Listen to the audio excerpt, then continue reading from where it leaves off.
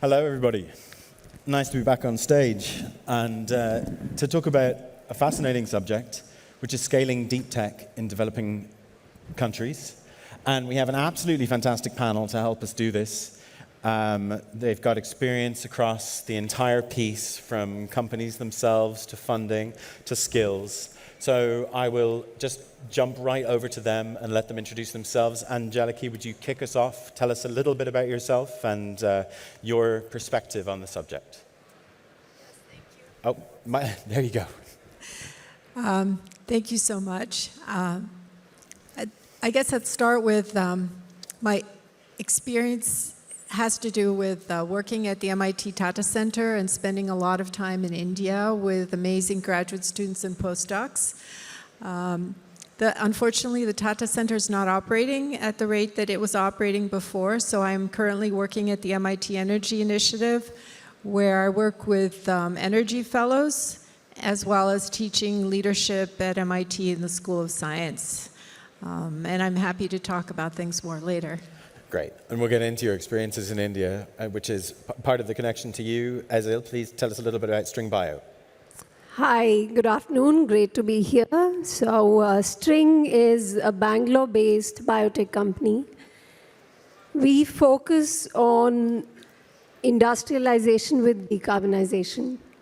Interestingly, so if you look at the world today, we've got a growing population, demand on consumer goods. String is basically working on figuring out or bringing to market sustainable products that address food, agri, chemicals, but that are all made from greenhouse gases. So fundamentally products that are low carbon, that can really help us transition to a world where we continue to live the way we live, but with significantly lower water and environmental footprint. Incidentally, we were here in 2017 in Hello Tomorrow, and we were one of the startups that won at this event. So great to be back here and discuss some of the work that we've been doing on enabling and scaling up the solution. So listen carefully, and maybe you could be in Ezhil's seat in 4 to 5 years' time, is the message I'm taking away. Lana, you are the money person. Tell us how it works. So, hi everyone. My name is Lana Graf. I'm representing IFC, International Finance Corporation. This is part of the World Bank Group. We private sector investment arm covering globally. And I'm leading AI and deep tech vertical for our corporation. So maybe a couple words that this is a huge honor to be here. Also a great stage. I took a few pictures before. So we absolutely happy to be part of this ecosystem. We started our vertical a few years ago and only getting bigger and bigger because technologies are to answer a lot of questions. How can we create financial inclusion? How we create markets? How we support those markets? And I believe World Bank has a huge role to play as a bridge of technologies, as a bridge of capital. And we do partner with multiple parties. It's not only technology players or funds or accelerators. It's also a lot of individuals and funds who carry a lot of capital, and not only financial. It's also always an ignition and inspiration how to believe that new markets gonna exist for a lot of technologies. How can we bring those technologies there? And happy to chat about this. There are a lot of caveats, but it's also very exciting times. Thank you. Fantastic. Thank you, Lana. Ezhil, I think let's start with you. You are the canonical startup that has scaled, and you are now an increasingly sustainable company. Just tell us a bit about the earliest stage of going from an idea to a real company with, balancing the books and employees. How do you do that first step? Tell us a little bit about that. So clearly we are deep tech, which means that you are enabling a technology enabling a new platform, a new technology, a new way of being. So fundamentally that means it takes you a much longer to get through that initial technology build phase. And so prior to starting String, I had worked in the Silicon Valley ecosystem. I'd worked for 3 different early stage companies, all in the biospace, bringing sustainable products to market. And String was started in the Bay Area. And then 2014, we set up operations in Bangalore, largely with the driver that we wanted to innovate close to the markets where the solution will be applied, and then take it globally. Oftentimes, when you build in Silicon Valley, you're really building for only the top, maybe 5% of the global population. Here, it was about building solutions that can work for the rest of the world.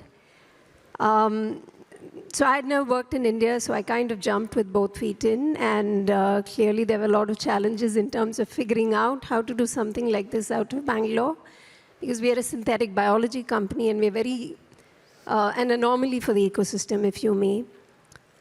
Incidentally, one thing that really helped us is at the same time that String started up operations in Bangalore, the Indian government has also been investing a lot in driving innovation forward.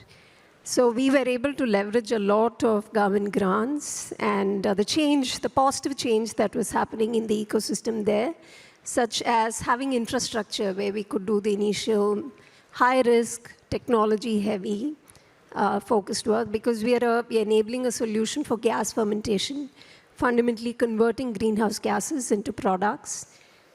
In the methane space, really, there are only 3 companies today that do that globally, and one of which is String. So it is a high-risk, high-reward technology.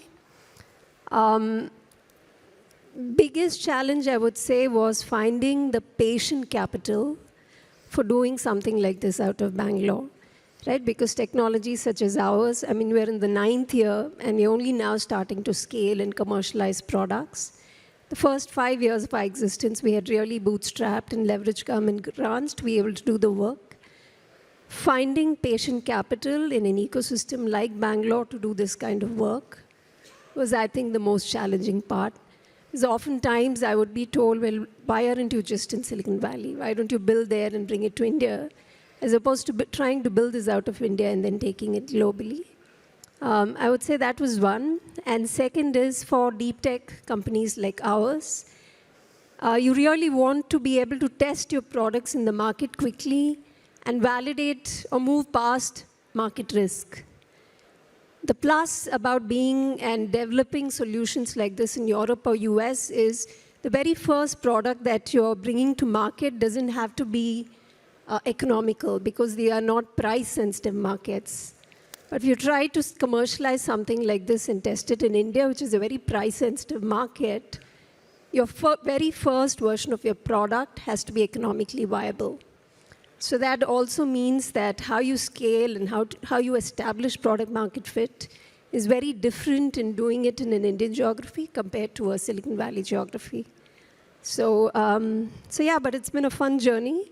And from the technology phase, we moved into working with global strategic partners. Platforms such as Hello Tomorrow, where we could come, talk about the product, really helped, because it gave us a lot of credibility to work with global strategic players to establish product market fit and scale our product and technology itself.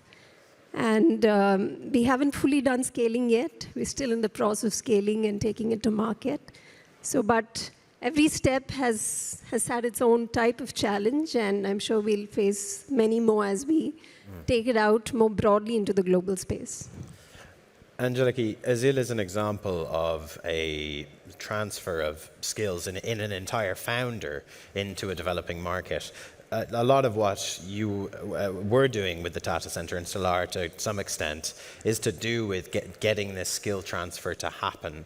Could you talk us through how well that has worked, the different ways that you approach that? That's a great question, and that's what made the Tata Center special and different and wonderful to work in. So what we did is we had about 60 graduate students as part of it, and they all had their projects. Most of them were in India, some were in Africa. They had to take a course for 2 years while they were Tata Fellows, and in this course we taught them all aspects of being an entrepreneur and a social entrepreneur. And obviously, techno-economic analysis.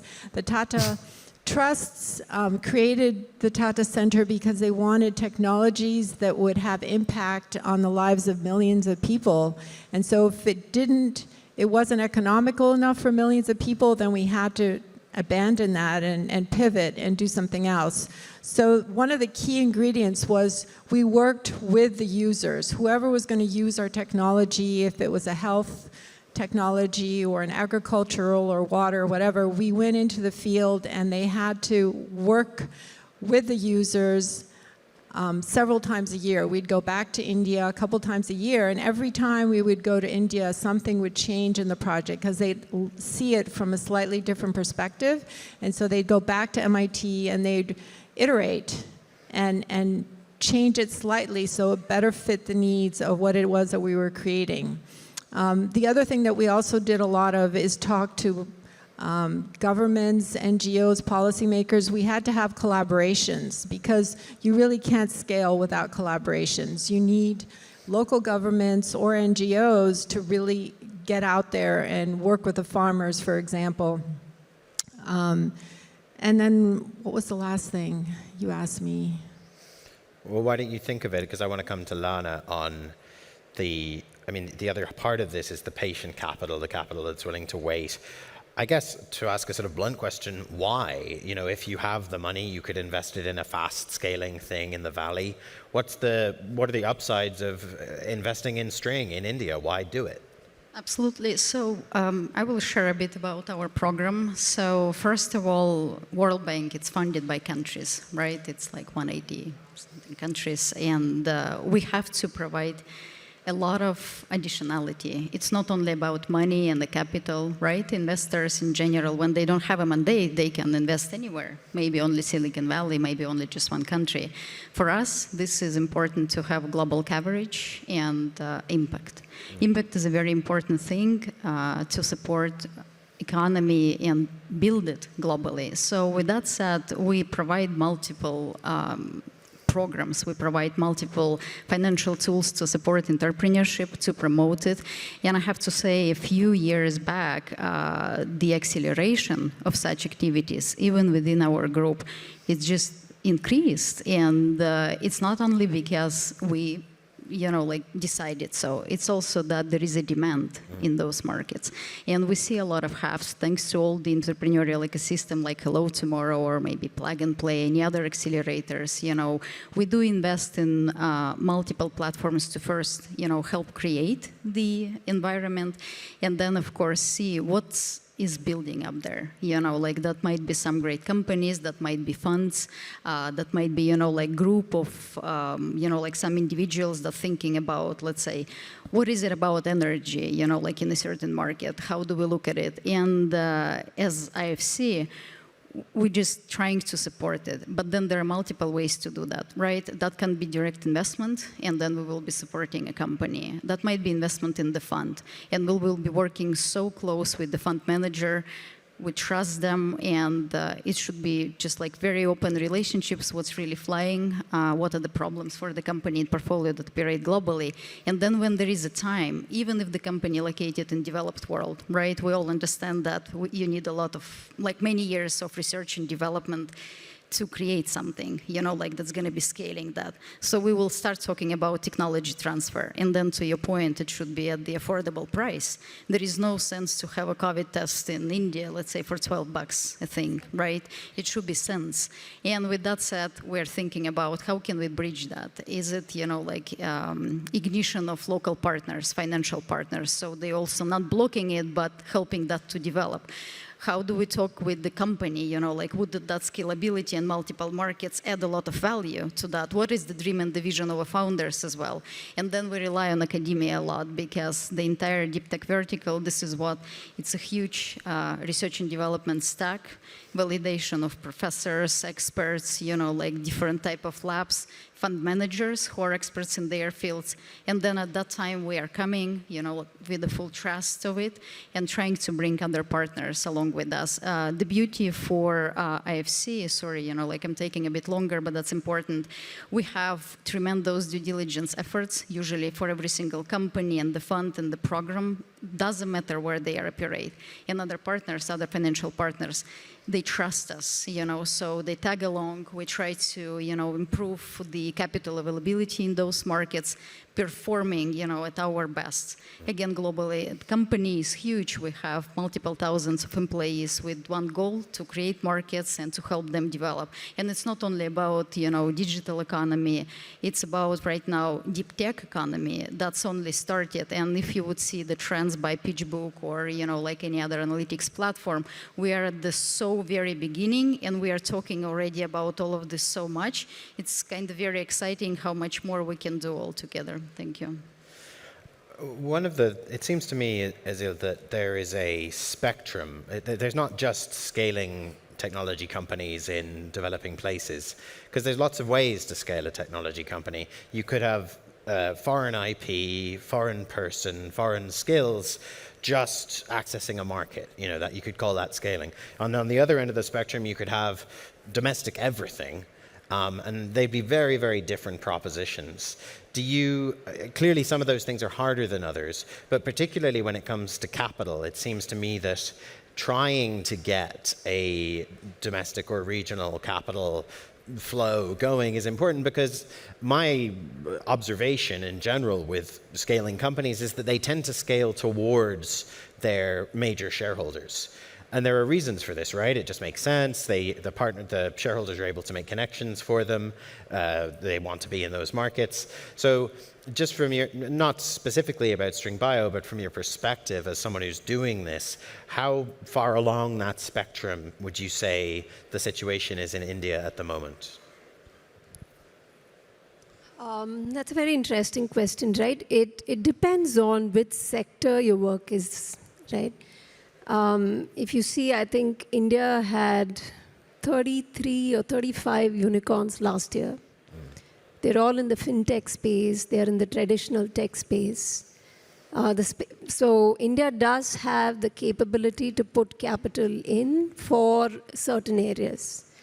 I think, in fact, one of the really extremely impressive things that's happened in India in the last 2-3 years has been in the digital payment space. And that's been enabled because of the capital flow that went into that space.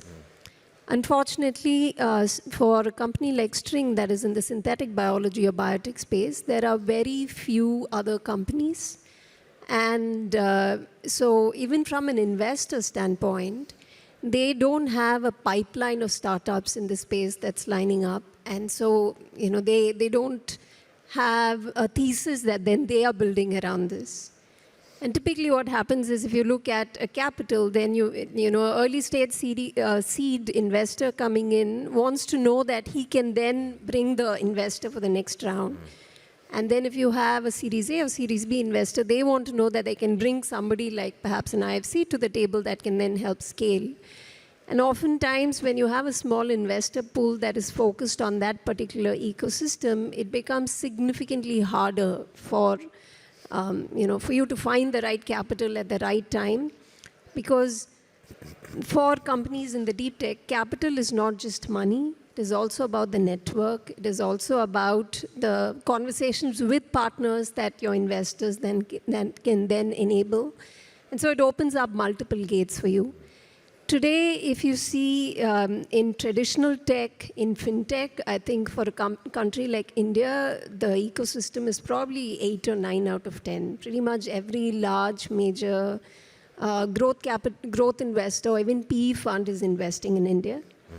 For areas such as biotech, I would say we're probably, I don't know if we're even in the same scale. We probably haven't even made our way onto that scale.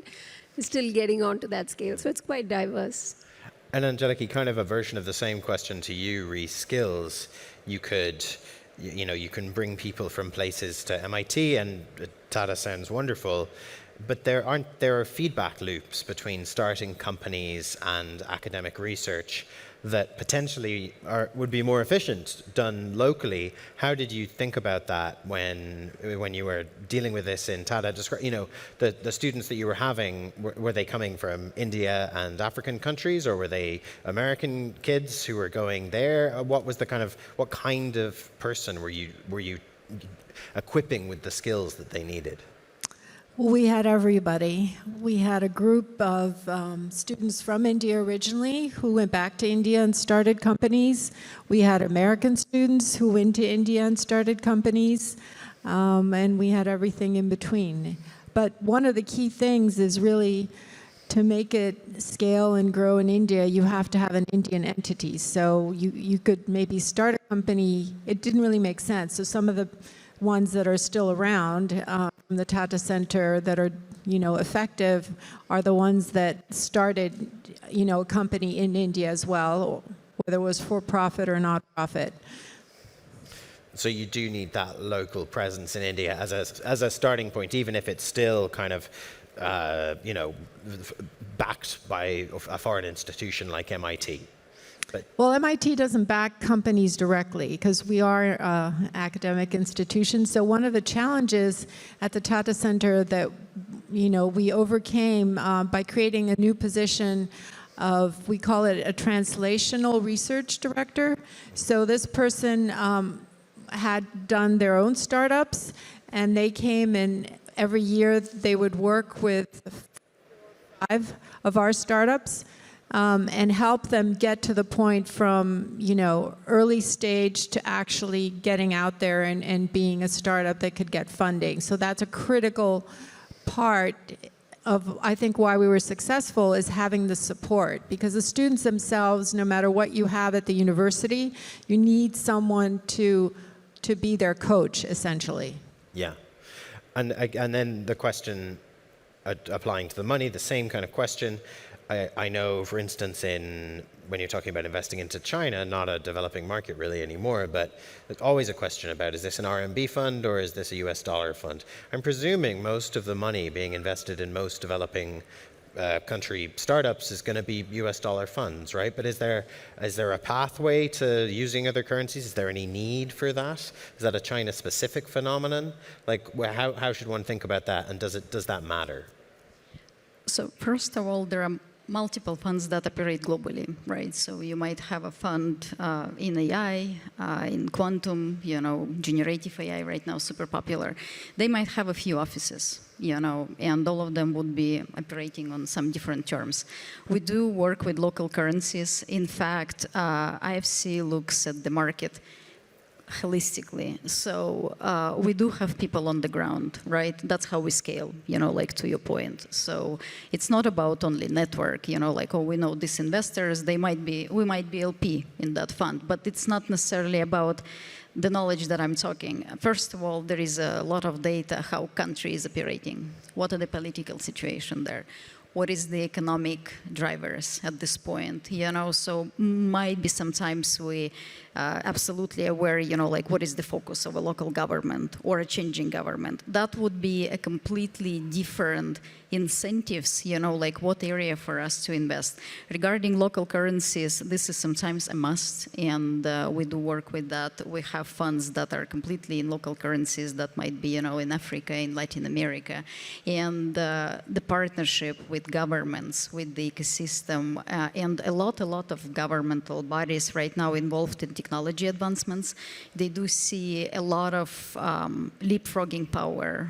Sorry for this overused word, but this is true. Why to repeat, let's say, developing of some VC ecosystem, you know, like step by step, when we immediately can go, you know, like from advanced digital, a lot of payments, and then start developing deep tech ecosystem. Because if we not do it right now in emerging markets, it looks like a lot of countries will be only receivers, you know, and in order to talk about it and say that, okay, like, what do you think about energy availability? What do you think about some healthcare solutions, advanced solutions? We need to incentivize a lot of, you know, local power, and sometimes the reason would be, you know, to scale some companies from one country to globally, or just, you know, like to help with the economy.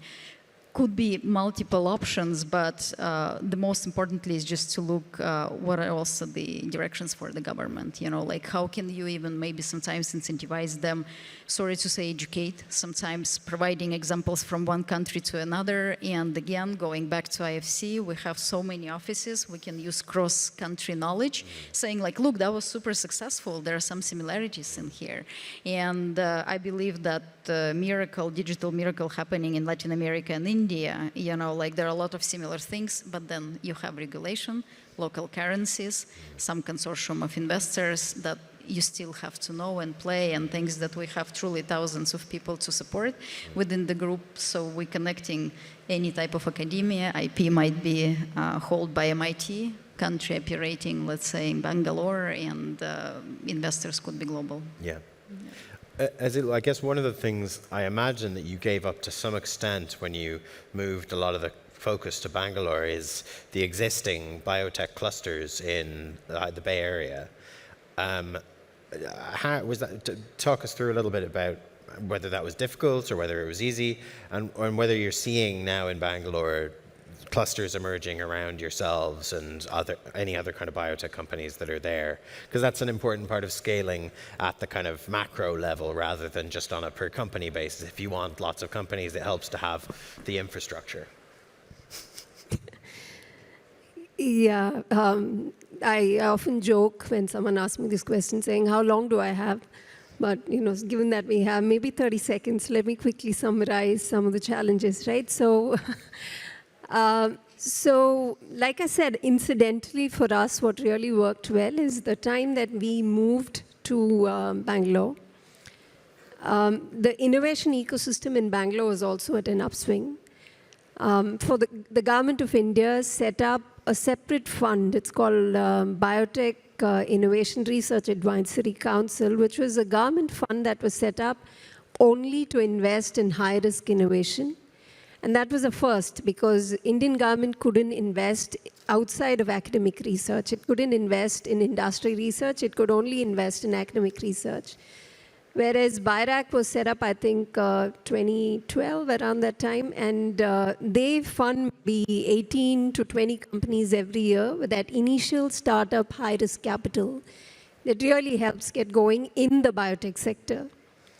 Incidentally, what they've also done is they've invested in incubation centers, accelerators, to help bring the other components of actually building a company also along with technology. And that's really made a big shift, because when we moved, I mean, to go from a really well-set, advanced ecosystem like the Bay Area to Bangalore in 2013 was tough. You know, I mean, there were, simple things, right? I know maybe some folks in the audience will understand. In Bangalore, if you want to order a small gene fragment, in San Francisco, if you want to order a small gene fragment, it's overnight delivery. In India, when we moved, it would take you about 7 to 8 days, right? So that's, but a lot has changed in the 9 years that we've been there. Today, it's possible to get it in Bangalore in maybe 48 to 72 hours, because you educate the ecosystem to say, hey, this is how we need to function if you're going to do this better.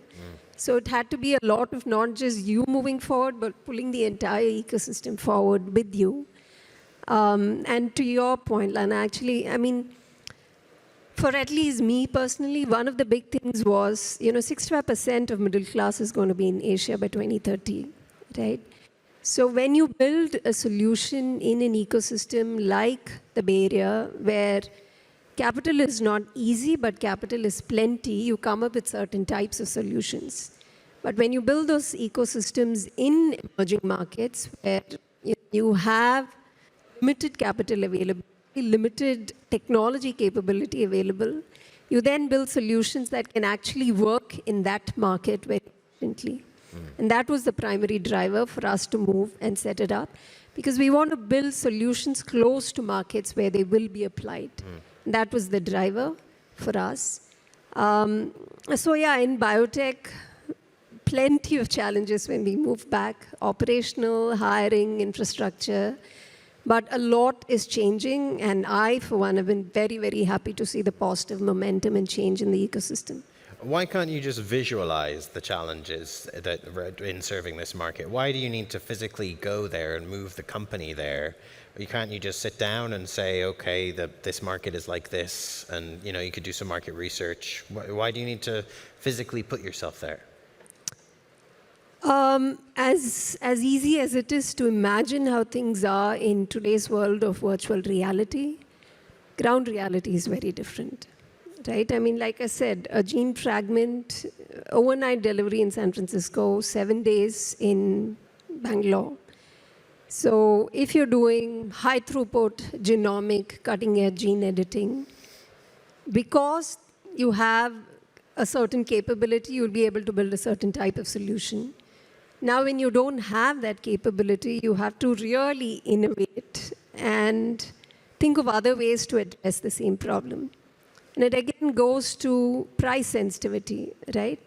I mean, I think there was a study done by PwC and a few others maybe 2 years back that showed that for the first time, the Asian consumer is willing to pay for sustainability. For the first time, right? I mean, it was very drastic, Hal. I would attend a conference in the Bay Area, and we would be talking climate change, sustainability, carbon capture. And then the same, you would attend a conference in Asia, and here you would be cost of feed, cost, cost, price first, sustainability later. Whereas a conference in the Bay Area would be sustainability first, price later.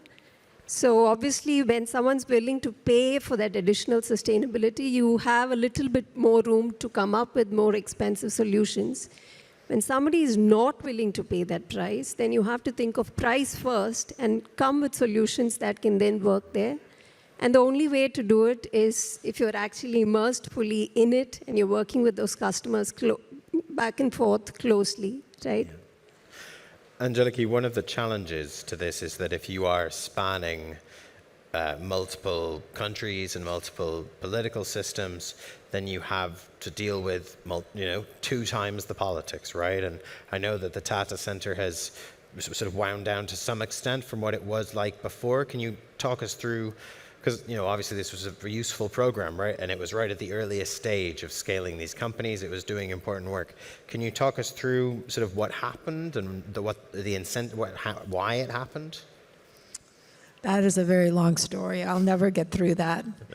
The short story is that the funding from the Tata trusts stopped coming to the U.S. because of political and legal issues. There were some lawsuits against the Tata trusts, and anybody who's from India knows all about them, right? But that was the reason the funding stopped coming to the U.S. And then as far as countries go, you're absolutely right that in each country, actually even in India, in each state, the politics can be a bit different.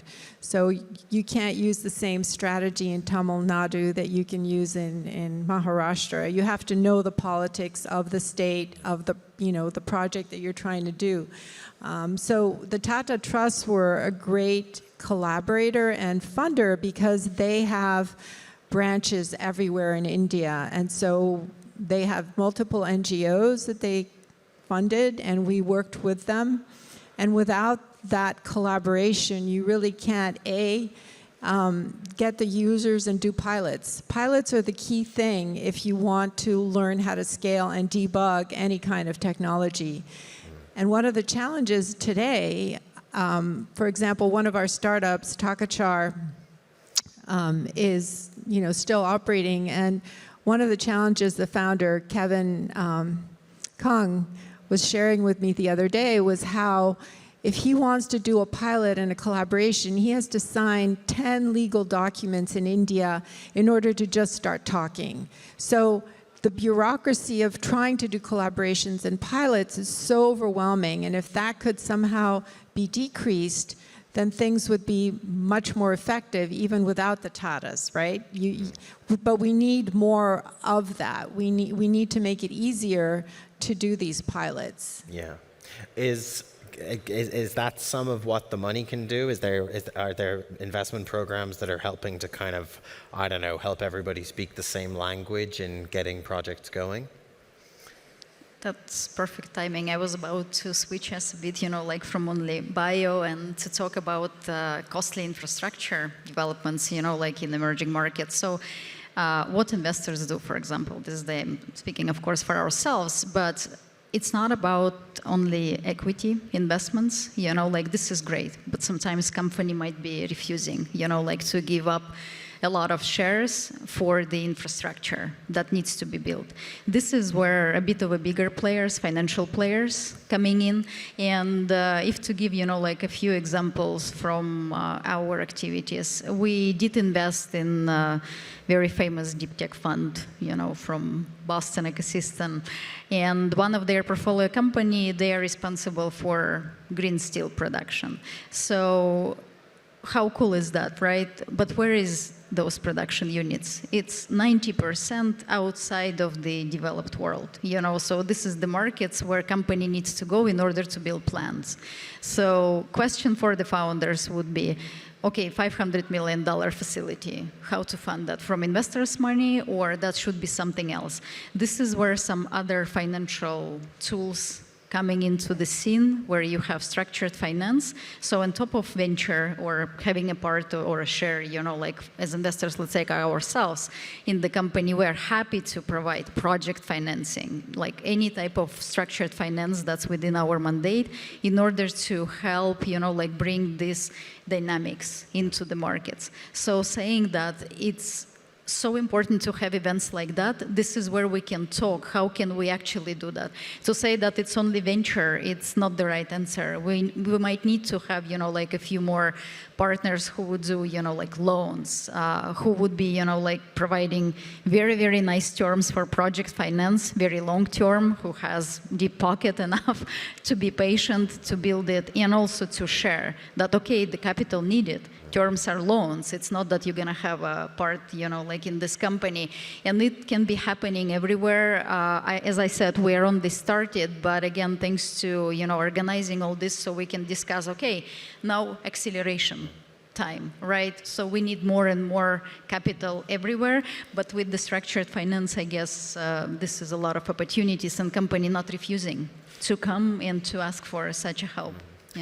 What you said about scaling green steel it tends to be happening in developing countries. It made me think that we've seen a developing country that has scaled various deep technologies massively, and it's China. That's where batteries are made. That's where electric motors are made. That's where every smartphone pretty much on Earth, except Samsung's ones, are made. Are there lessons from the way that ecosystem scaled that the rest of the world, maybe Indonesia, India, Nigeria, these big countries with growing populations that are developing fast, are there lessons that those places can take away, and are there lessons that developed world companies and investors that sort of need that production that they can take away as well? What can we learn from China's deep tech scaling? So I would say that no matter how positive we are all here today, the world is united and everything, but I need to bring, of course, political considerations and closed economy considerations. Lesson learned is that we can share a lot of due diligence materials, like with multiple partners.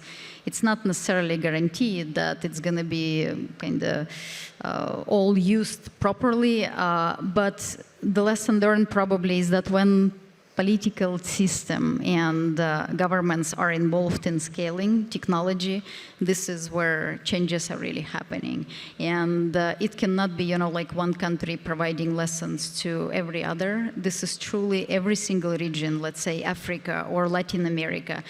They are so different, political systems and the economy is so different. It's just for us the way to ignite, to start innovations, or to kind of help them adopt technologies. So we are not depending on one country, on one region only. I cannot say that the world is this united that even technology and IP are this easy transferable, really. Ezhil, you want to comment? Yeah, I would love to add to that. I think if you see the difference that political will makes. It's not just China, right? I think there have been some very good examples emerging with Singapore.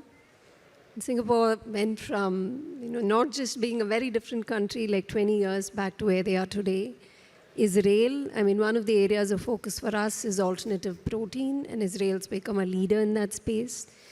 And I think even with the IRA that we were talking about, that's going to make a big difference to bring biomanufacturing back to the US. So manufacturing, advanced manufacturing in general back to the US. So I think if you look at technologies, they have to work in partnership with the political will. And if that climate's created, then nothing like it. I think in one of the previous panels, we were talking about regulation and how that itself can derail some of these solutions coming to market fast enough. And again, I think China's done an excellent job in terms of not just creating the environment, but also ensuring that the solutions are able to see the light of market with the government being hand in hand with the technology enablers. So I think some fantastic examples, if you look at the rest of the world, where technology has to work hand in hand with the government there, or government has to work hand in hand with the technology there. And Angeliki, I know that you have brought some of the things you were focusing on at Tata into your new non-profit. I thought maybe you might just tell us a little bit about that before we come to the end. About my profit? Your women entrepreneurs. Okay, yes. Actually, before that, I wanted to say that one of the things some of my founders found very frustrating is that policies are made, but they're fluid. In countries like China, policies are made and they are lasting. In the US, the government changes, the policy changes. And in India, the policies, especially for like burning agricultural waste in fields, the policies are not really set so that they can rely on them to scale. So that's one of the issues. So what I was talking about is we do train our students at the Tata Center in all the skills they need to be able to work in this kind of environment and to connect with the people locally, because they need that kind of leadership skill in order to advance their technology. If you're just an engineer and you don't have those other skills, you're not going to be able to have impact. So at MIT, I actually started a leadership program in the School of Science called MIT Leaps. And I just started a nonprofit that takes this course material and offers it to women in STEM globally, because we don't have enough women leaders and we don't have enough STEM leaders in the world. So we need to solve that problem. Yeah, there are many problems in the pipeline. Lana, we're coming to the end of our time. I wondered what's the reward at the end of all of this? We've got Silicon Valley and all kinds of exciting things happening there. But it seems to me that it's a bit sad to have a planet with just a couple of big innovation zones. Wouldn't it be much more exciting to have like a lot of cultural diversity, a lot of geographic diversity, not just one group of pretty closely connected people coming up with the ideas, funding the ideas? Like, what does that actually look like? So, great question, and to tie it a bit to the initiative of gender inclusion. For example, country and region and culture differences, this is something to celebrate, for sure. And we talk a lot about this.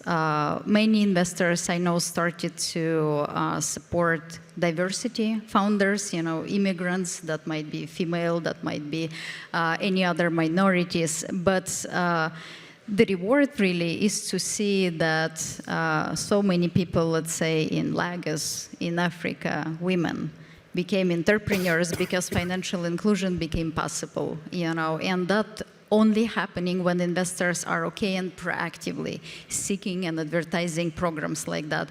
I could give one example. We have a company, Digital Commerce, in Lagos, and 56% of those who are borrowing from that platform and operating, they are women. And to us, that was like, oh my God, we are happy to support a platform like that, and we celebrate this. Another important part regarding cultural differences, we started to support creative economy in Africa. We found so many talented individuals and groups and, just creative nodes, that this is kind of shame that we sometimes don't even have an access. So another job of investors and capital providers and platforms like that to try to connect multiple interests into one vibrant environment. And what I wanted to say, we all representing here like a bit of a different clusters, right? But when we have one goal, let's say for us, this is to create markets, to deploy capital, to support markets, to make economies grow, to expand the market. Connects with the technology, how can we do that? Based absolutely on academia and multiple programs where young professionals, students, like constantly coming into that. This is where completely almost unrelated verticals, became one, like that support of economy, that support of promotion of technologies all across the globe. So this is really the reward, to see that actually advanced technologies are possible in the most remote places of the world, because this is the location we're trying to create the gap, bringing Silicon Valley investors to help us along somewhere, like in the rural, like Amazon area, absolutely. Like this is exactly the connection, depends what are the incentives. Maybe this is gender support, maybe this is just some other inclusions. And then after all, to share the trends, development absolutely different everywhere, but to see the constant boosts and advancements, this is pretty huge. And to be part of that, it's just amazing. Thanks. Thanks, Lana. Ezhil, the last word falls to you from Lana's global summary to the specific. What does the future scaling for String Bio in India look like? So for us, working at our work really impacts climate change, food security, sustainable protein. So for us, it's about not just scaling up for the Indian market, but really scaling up for the global market. And one thing that I would add is, given where we are, particularly with regards to climate change, we need some very significant jumps in terms of enabling solutions for us to meet our net zero targets.